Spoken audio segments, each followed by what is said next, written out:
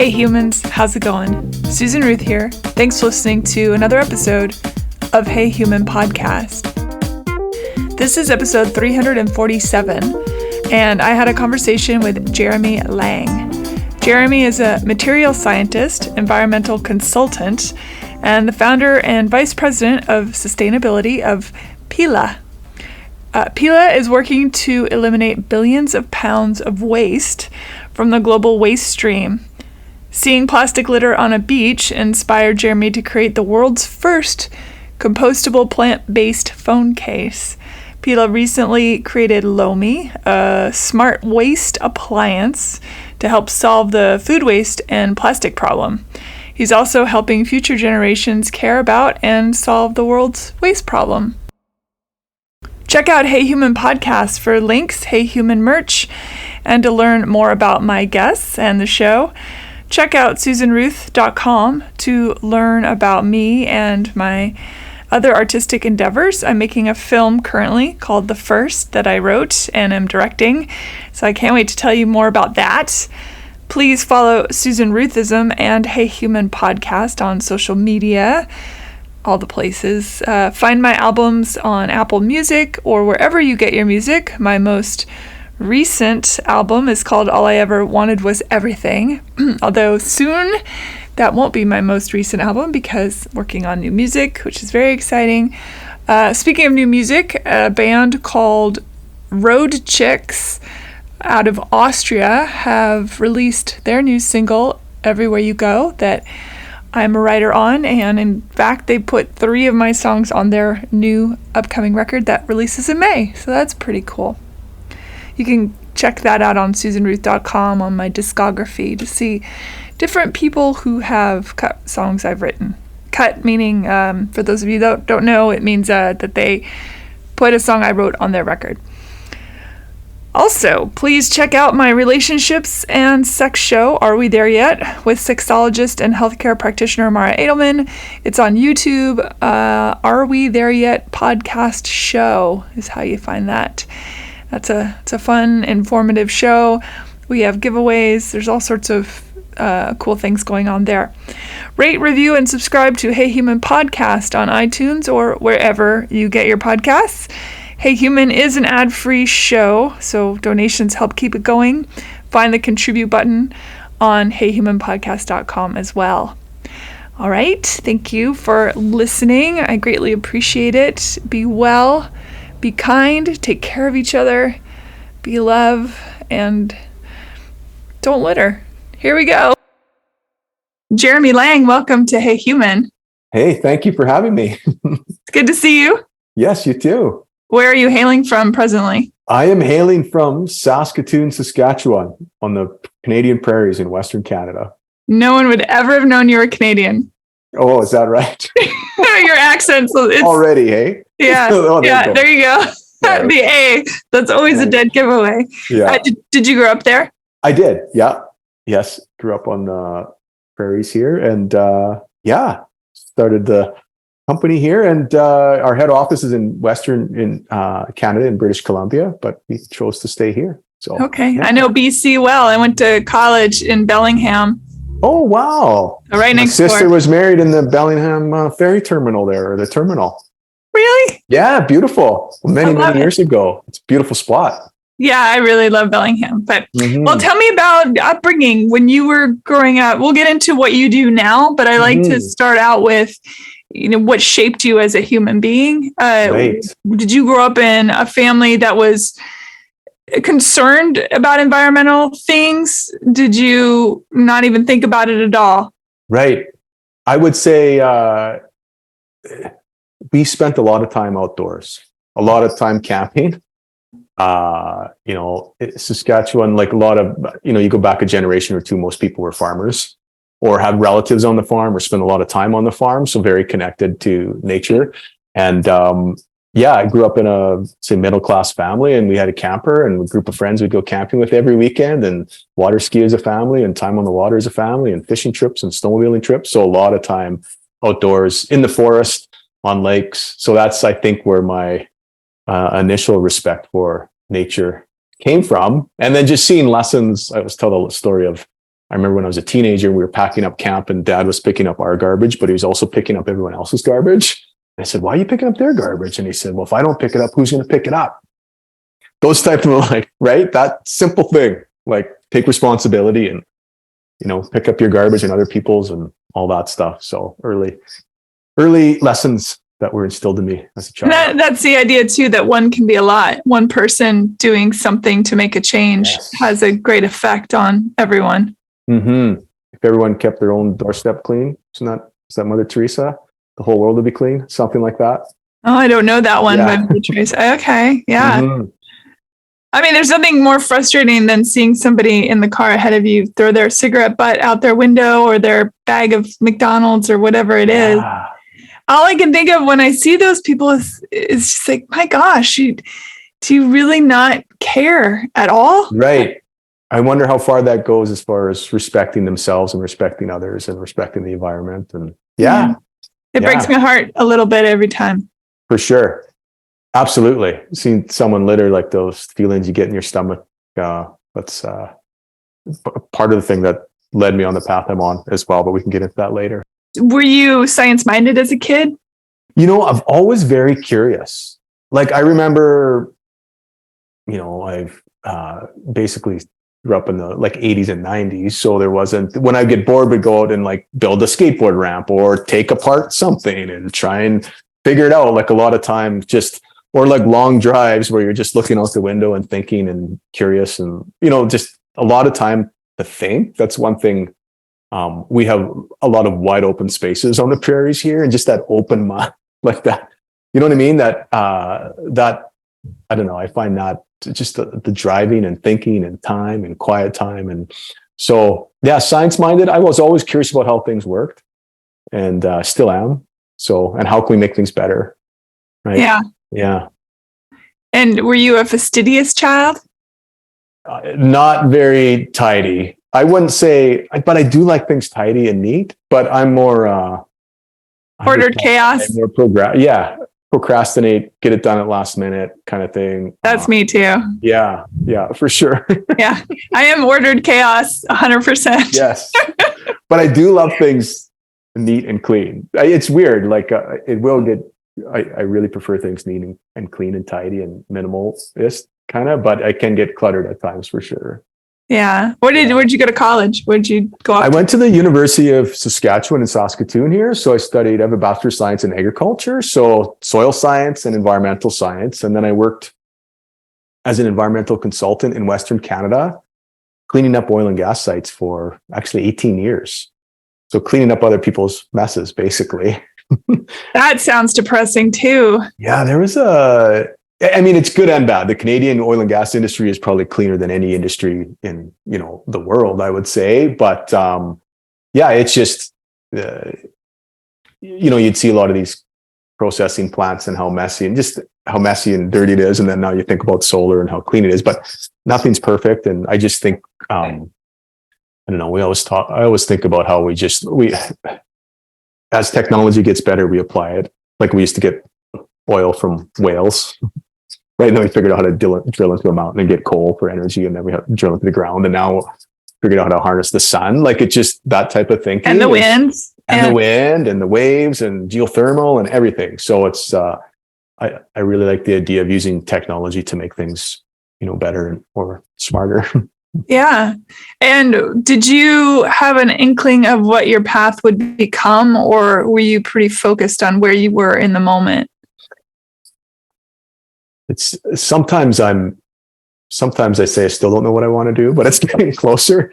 But, I started out, went to university, got a job, started climbing the corporate ladder, thinking that I wanted to be CEO of this company and was climbing it, but just wasn't, I was doing really well, but just felt like there was something more. And I always wanted to start my own company, create my own path and work on my dreams and that type of thing. So, but it was hard. The pull was hard. Like my dad worked for the same company for 40 years. It's part of that generation. So, and I don't have too many friends who are entrepreneurs other than, farmers, I guess you could say are entrepreneurs, but I mean, so just the pull away was hard. So I did, when I started the company, I did like Pela and Lomi on the side, for many, many years until it could be done full time. So those are your companies. Yes. When you have a family and a mortgage and kids and like paying the bills and, it's really hard to make the jump, but it's the scary thing to trust in yourself. Mm-hmm. And to believe that the universe or God, if you're spiritual, religious, or that something will catch you and that you'll be okay. Right. And then, looking back, it's easy to see, how things happened or events in your life where it's just even feeling sick about going into work, like the trust in your stomach, your gut feeling about, and how strong those feelings can be until it finally, you get the kick in the butt that you need to. And it's hard. It's not like there's anything against people that aren't successful. I think there's a bravery that comes with it all. But there is a brazen lunacy that is attached to people that just keep going, where they're, dragging themselves on the ground, heading toward what they think is an oasis. And then they find dry sand and they just keep going until they find that little drop of water. And That's somehow, right. Yeah. It's amazing, that journey and what keeps you going, and like that persistence and you have this dream and then you just keep picking away at it. But I've looked like it was, 10 years before, 10 years of picking away at it basically, and working 2 jobs and one for free before things started to pick up. And then, you always wonder what kept me going. And, I don't know. You just believe. I don't know what it is. Yeah. And when you talk about starting a business or working on something, it's just, what keeps you going? You really have to, if you're doing something, I think you really have to believe in it and want and love doing it, because they talk about there are days when you aren't going to want to do it. And there are a lot of those days, but just keep going and going. And it's really interesting how you have to push through at all costs. It's tricky, and it takes the stamina it requires is not, inconsequential, for sure. Right. The fact that you have children, did that push you on toward environmental heroism? I would say so. Like a big, we have a mission to create a waste-free future, which is but why? It's to leave things better for future generations. I think that's what we can always do. And the big questions like, are we being good ancestors? That type of thing. And how are we leaving the world better than we found it? So kids certainly helped, and the drive to just, had a dream to start a company. So finally, to show that if you dream in something and you start it and work hard at it and find the right partners and the right teammates and just keep being persistent, and, that can be done. So hopefully inspire them to follow their own dreams a little bit.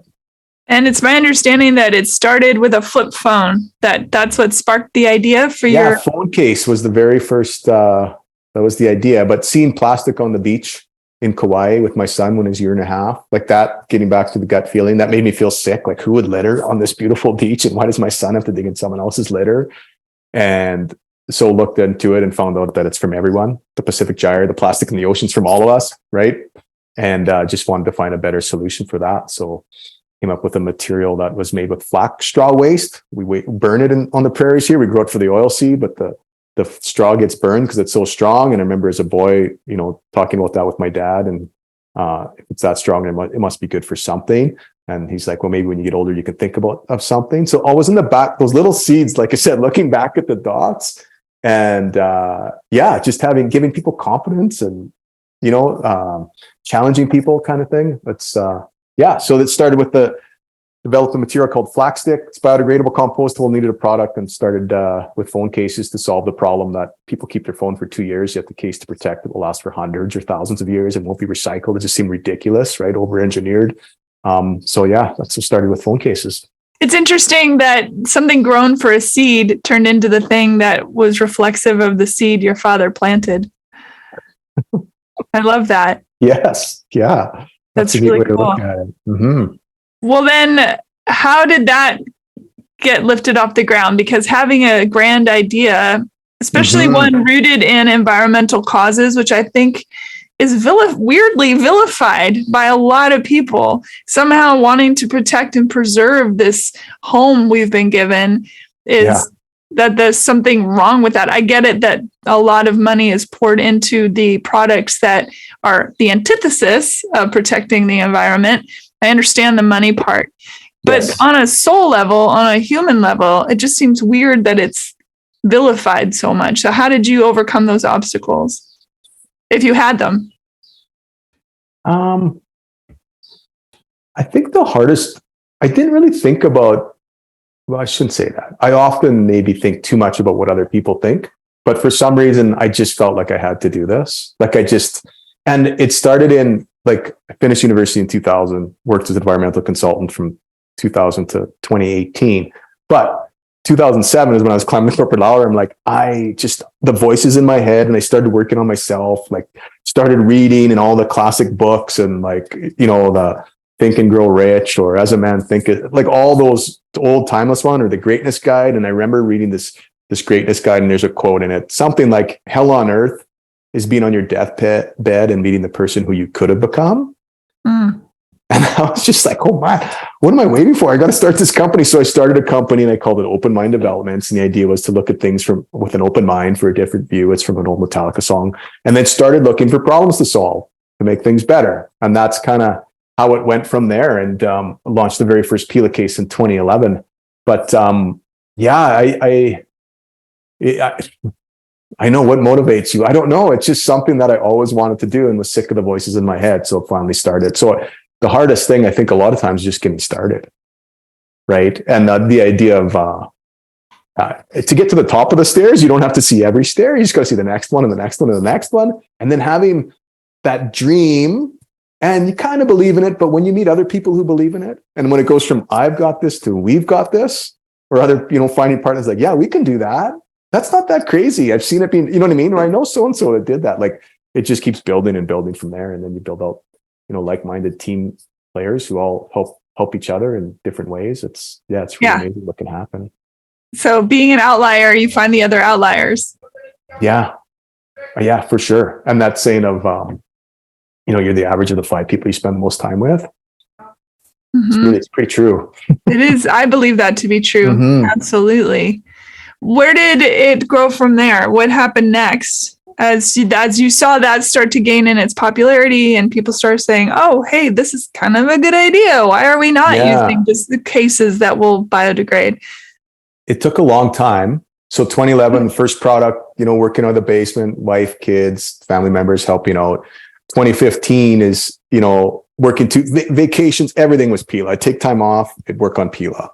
And we should talk about motivators a little bit, but when looking back, it's easier to connect the dots looking back, but from, I'll share it. when we got back from Hawaii, when I saw the thing on the beach, we had our son, was a year and a half, and right when we got back, we had our first of 6 miscarriages. And tried IV. So for 5 years, it was really, tough at home. And when I look back, I actually buried myself in the work because I didn't want to deal with the pain at home. My poor wife. It was just like, and so when you look at what motivates you, sometimes the bad things motivate. Not, you know what I mean? It was more of a hiding thing. And I didn't. So that's how I hid on focusing on me instead of who I should have been focusing on, like that type of thing. Anyway, in 2015, we got to the point where, it went from 5 orders a day to 10 orders a day to 30 orders a day. And, we're staying up, handwriting notes till 1 or 2 in the morning and getting up at 5 and doing work and then going to work a full time, like all that on the classic story. And, but my wife and I got to the point where like, geez, what are we doing? We need help. And so I started working with a coach and worked on my strengths and weaknesses and figured out that I knew how to make the product. I didn't really know how to market it. I didn't know how to scale it, but I had these big dreams for this company. And basically applied to an entrepreneur event. And it was a very highly curated event. And I happened to get in, got vulnerable. It was people who were really high values and successful entrepreneurs, but there were no egos or, assholes were not allowed there. They get kicked out kind of thing. So very highly curated, and got in. And that's where I met my first partner, Matt. He's our CEO. He knew how to market the product. And Brad is our other partner. He happened to be there too. He's our chairman and he knew how to scale the product. So that's when when it went from I've got this to we've got this and just building it out from there. And then slowly picked away at it. In 2018, we really clarified our vision to create a waste-free future and eliminate.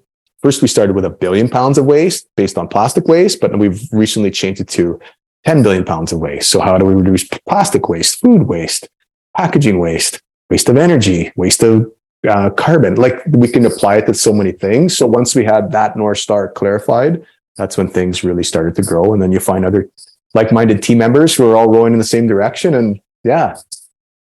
Well, firstly, I want to put out that I'm sorry for those many losses. That's a lot for any people to endure, any family to endure. Yeah, thank you. It's and it's been a while now, but the big thing, it's the story you tell yourself, right? Like, we told ourselves this is hard and we're going to come out stronger. A lot of couples don't make it through that. Probably half don't, right? Like, it's so, and it's just same with everything in business and, the COVID or whatever, recession. Like, we just tell ourselves this is going to make us stronger. We're going to come out better.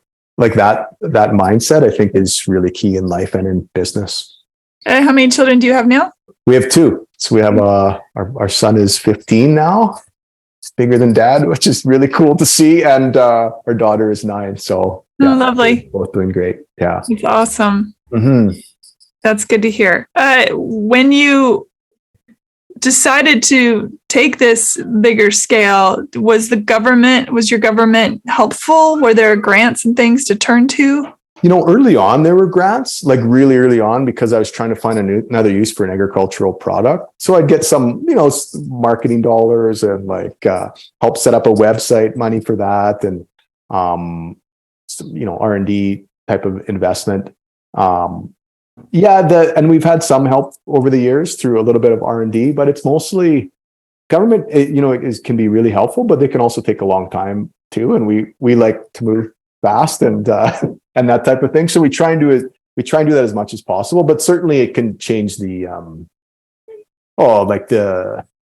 macroeconomics or the environment. Like, for example, like in California, where they have a new bylaw that 75% of all organics have to be diverted from landfill by 2025. I can't remember off the top of my head, but I mean, that really helps to drive people to, we better figure out a better way to handle our organic waste and, that type of thing. So it is interesting because I know that many people get upset about restrictions that are placed by the government agencies, but I do, to your point, think that it creates genius. It stimulates the need for, we have to figure this out. Whether complacency will kill your brain.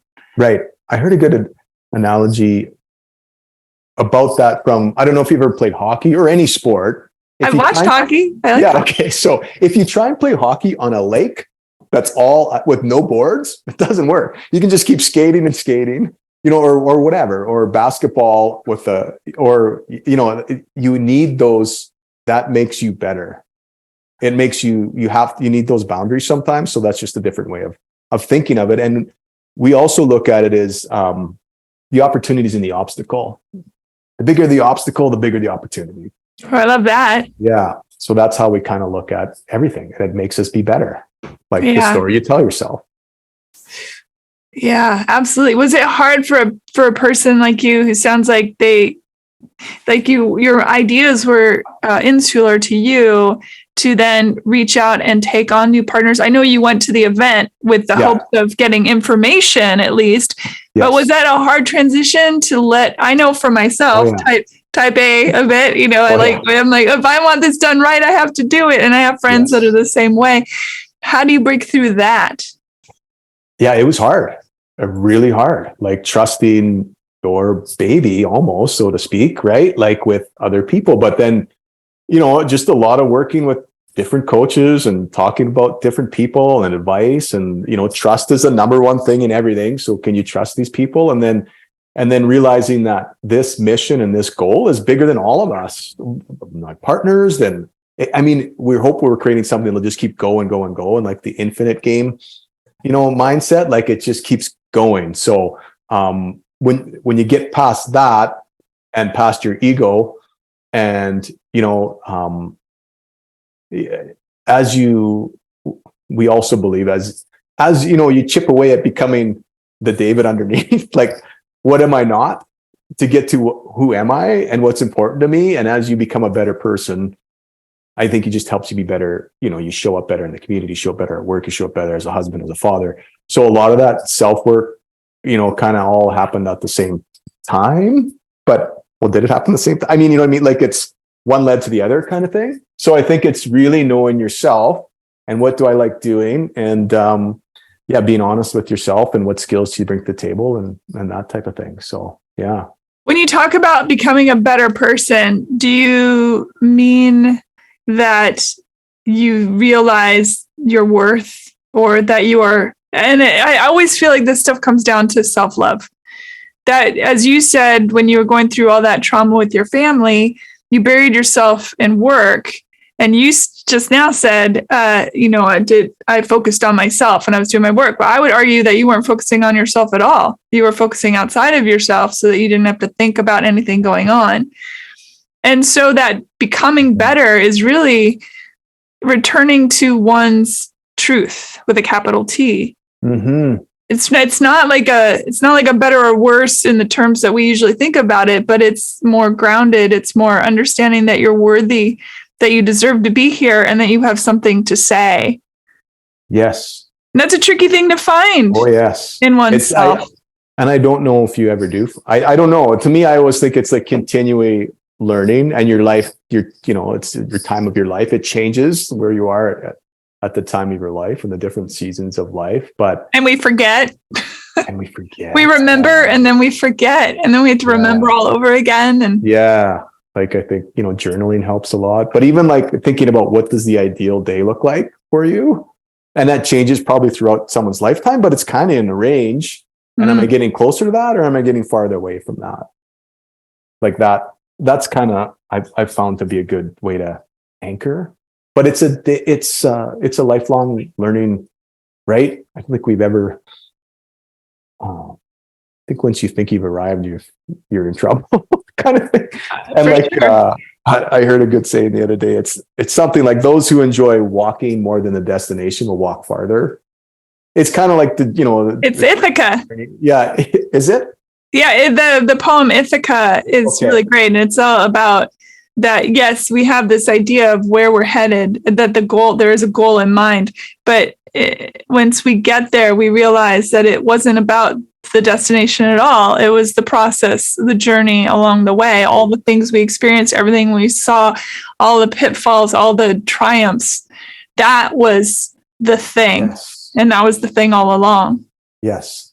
Who do we become all along, or who do we need to become? And I reread The Alchemist every year, and it reminds me of that.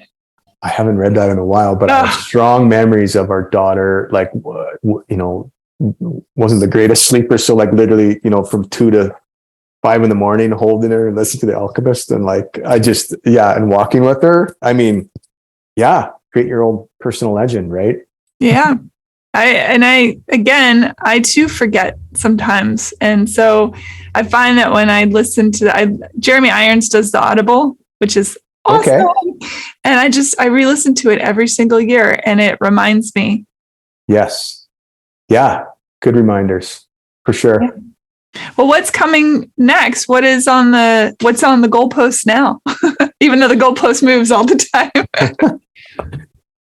You mean personally, or for sure, for personally or for the company? I think personally, it's more about actually a book I just finished reading last week. It's 6 Types of Working Genius, which is really neat. It's just another, like personality type, like a DISC assessment or a strength finder, but it seems to be really, really clear.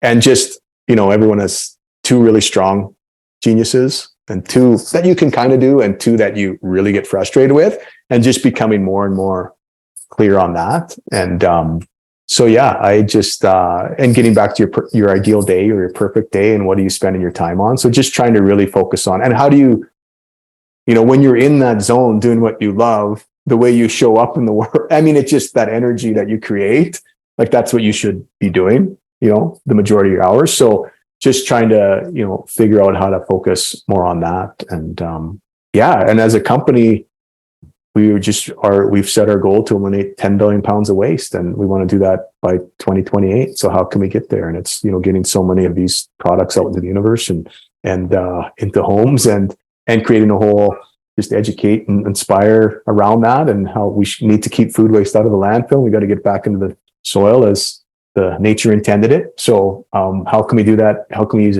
technology to make that as easy as possible? Is part of your mission also encouraging young people who are coming up? Do you have yeah, okay. Yeah, we have a Learn with Lomi program, it's called. So we donate Lomis to schools to get kids learning about it. So I think last year we got into, I want to say 100 schools in New York City. Is that the name of the actual? Yeah, the product's called Lomi. So we have two things. Pela is our phone case, our compostable phone case, and Lomi is our smart waste appliance. So the Lomi takes compostable phone cases or compostable products, our compostable phone case and other compostables, and breaks them down. So they end their life as compost. They don't end up in the landfill. And Lomi takes, the food waste and compostable plastic products. So love it. Yeah. Even with our phone case, like the ripple effect and showing what's possible and inspiring people, like our phone case, you can really see it has a lot of like pieces of flax in it. So when you set it down on the table, hopefully it starts a conversation and like, hey, there is a more sustainable way to make this product. And just that type of thing. And same with, we just really, for us to create a waste-free future, everyone, every company, we all have to change and shift to more sustainable practices. So we need to partner with people. We have to partner with communities. Everyone has to be on board. And I think it's the one thing that we all have in common in this world. You know what I mean? Set everything else aside. The world, we need to live on this planet, and it's not looking good right now. So we got to, get together and figure this out. Absolutely. What does your perfect day look like? Perfect day is, get up in the morning and have some Jeremy time, journal, meditate, sauna, exercise a little bit, have breakfast with my wife and the kids, and then have a couple of hours of, deep work, focus time, and go for a walk with my wife at lunchtime, get outside. And then the afternoon is maybe a little more work and just, be home with the kids when they get home from school and do family stuff. That's pretty close. And, just being able to create and think of new ideas and invent new things and, work with great people and like-minded people with similar values. Yeah. Saunas rock. Yes. Trying to do more and more of it. As I get older, it's like, how can we stay in the game as long as possible as a human being too, right? Like, and the importance of exercise and when you exercise and feel good, it gets back to you perform better and show up better and brighten people's day more. And I was actually really struck by your intro about the grocery store day. Yes. And the little things that we often talk about, the little things or the big things, but like, when you catch that look of someone in the eye and like just that little, that's powerful stuff. It's almost like you're peeking into some kind of universal, you know what I mean? I don't know, but like, it's so. That's what it felt like. Yeah. Certainly felt like that. I knew in my heart of hearts that those two interactions were some of the most important of my life. Mm-hmm. Yeah. It's powerful stuff. Because I had forgotten, and it was a reminder. It's that thing. It's like we're constantly, the problem with how noisy the world can be and how out of touch with ourselves sometimes we can get is that we do miss these signs. Yes. We do miss these little whispers on the wind. Mm-hmm. I don't think they beat you in the head. Sometimes they beat you in the head about it, but I don't think they do a lot of times. Yeah, they're there if you pay attention, but it's hard to pay attention. But that being still or out in nature or, have you, I just made me think of Rick Rubin. Yeah. The producer? Yeah, the producer. Yeah. So he's phenomenal. Really, I can't remember what, I heard him on, I want to say it was Tim Ferriss or some pod, but just like him being present and in the moment and like how he navigates his life based on that. I imagine that's what monks do, or, you know what I mean? That type of thing. But I was just really impressed with how he really senses everything and is present, and that's what guides him when producing an album or living his life, his daily life, right? But everybody that I know that has interacted with Rick Rubin says the same thing, that he is a monk, or that he is a Zen master. Yeah. It's amazing. So neat. Great examples for all of us. Yeah, we know what we can work toward. Tell people how they can find you. Yeah, well, it's Pela.earth, Pela cases, and Lomi.com. And then me, I'm not too big on the social stuff, but I'm on LinkedIn and stuff like that. Not a whole lot, but I'll put links to the company to the products and things on heyhumanpodcast.com. There's a epic link page awesome on my website for every guest. So that's great. Yeah. Well, I'm excited. I'm glad you're on the planet. I'm glad that your dad gave you that seed and you're growing it. It's exciting. Thank you. It is exciting. Thank you. Yeah. I'm happy to be here. And it's amazing what you're doing. Keep up the awesome work. It's great. Thank you. Talking about persistent, right? How many episodes do you have now? This week, I think, is 346. That's amazing. I think. So it's ad free. So it's not and I put money into it. I pay every month to make this thing work. I do all the work myself. I mean, I produce it, I edit it, I find the guests, I book, I do everything. Yes. And it is a lot of work. It's a labor of love, but I believe it's important work. As much as I would love to have people, donate more or somebody come along and underwrite the whole show, which would be great. I still don't want to do ads because it feels like that would take away from the point. But if that never happens, I'm still okay, because I feel like it's important to show humans and their lives and what they believe in and what shaped them, good or bad, whatever it is, because I think it's the only way we can survive. Yeah. Connect. What's the ripple effect of that? So that's the work. The work. That's the work. It's not like we can't dream big and hope that somehow, somewhere, something good will come of it. For sure. We're big believers in business as a force of good. Yeah. I think it's important. Yeah, I think it's probably the thing that's going to change the world in the right direction. If every business was looked at as a force of good and did good in the world, right? Yeah. And it's a vehicle for change, or a vehicle for supporting nonprofits, or creating a whole new way of doing things more sustainable, like that type of thing. It's all good. It's all good. Yeah. Jeremy, thank you so much. This has been really a great conversation. I appreciate it. And again, thank you for being a force for good in the world. I think that's wonderful too. Thank you. That means a lot to me, and right back at you. Yeah. Thank you for listening, everybody. Bye. Thank you. See you later. Bye. See ya. Rate, review, and subscribe to Hey Human Podcast on iTunes or wherever you get your podcasts. Thanks. Bye.